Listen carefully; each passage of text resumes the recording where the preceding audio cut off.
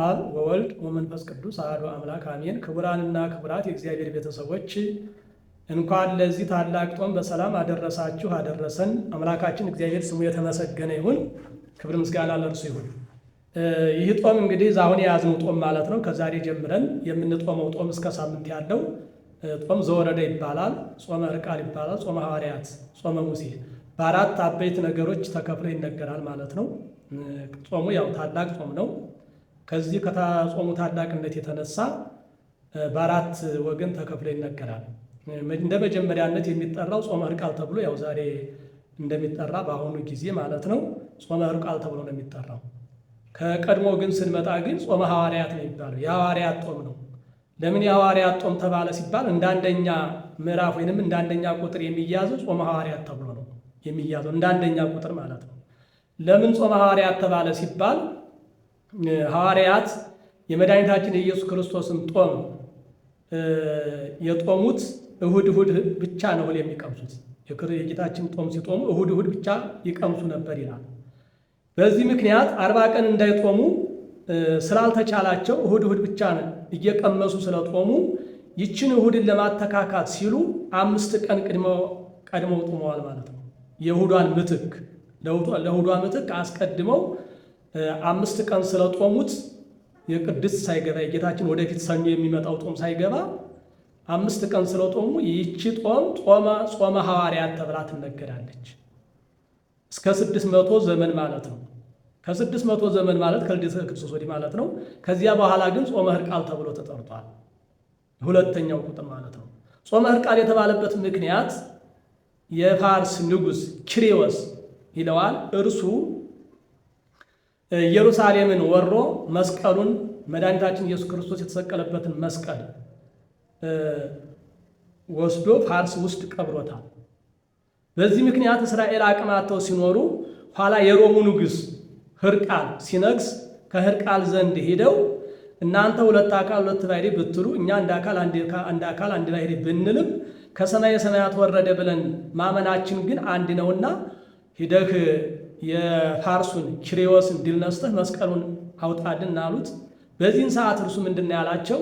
ሐዋርያት ነፍስ የገደለ ሰው ወይንም ነፍስ ያጠፋ ማለት ነው 70-80 ዘመን ይጡም ብለዋል፣ እድሜ ልኩን ማለት ነው ሲሉት ይሄም መጦም አይቻለኝም አላቸው። በዚህን ሰዓት ሐዋርያት ማነው እስራኤል ምንድን ነው ያሉት?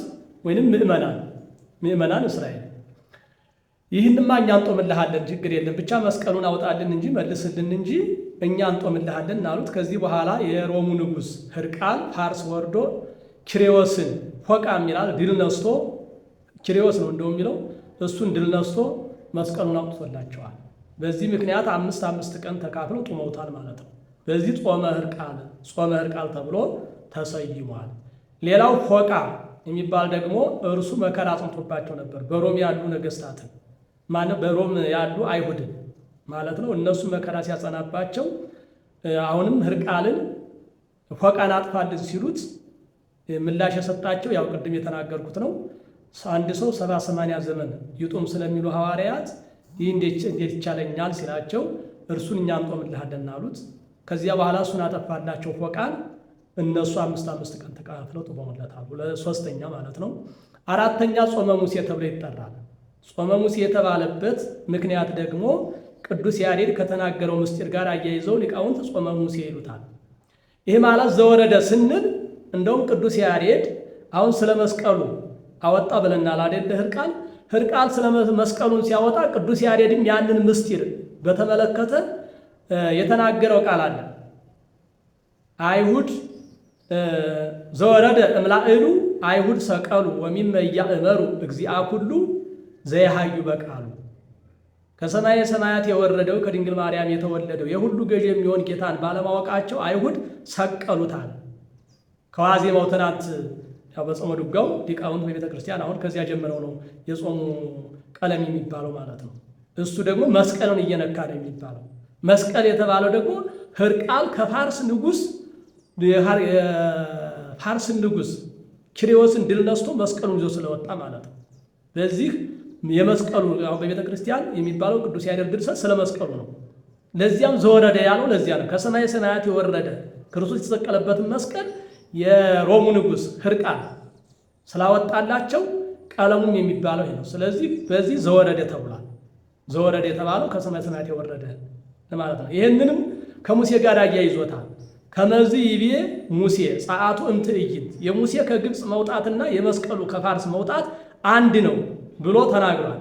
ለዚህም ነው ቅዱስ ያሬድ ይህን ሲናገር ደግሞ ምን አለ? ሙሴን ይቤ በውስተ ኦሪት ምድር ሰናይት ብሎ ተናገረ። ይህን ሊቃውንቱ አያያዙና የሙሴን ከግብፅ መውጣት የመስቀሉን ከፋርስ መውጣት ሙሴ አነጻጽሮ ስለተናገረው ጾመ ሙሴ ብለው ይጠሩታል። ስለዚህ የጾም ብዙ ታሪክ አለው። ብዙ በረከት የተገኘበት ነው። ኃጢአት የተሰረየበት ነው።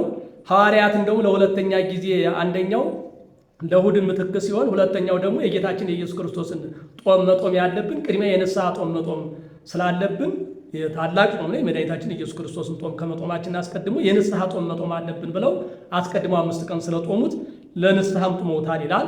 ስለዚህ ጾሙ የንስሐም ጾም ነው፣ የበረከት ጾም ነው። ጠላት ድል የተነሳበት ጾም ነው፣ የበረከት ጾም ነውና ሁላችንም ለዚህ ጾም እግዚአብሔር አድርሶናል። ክብር ምስጋና ይግባው።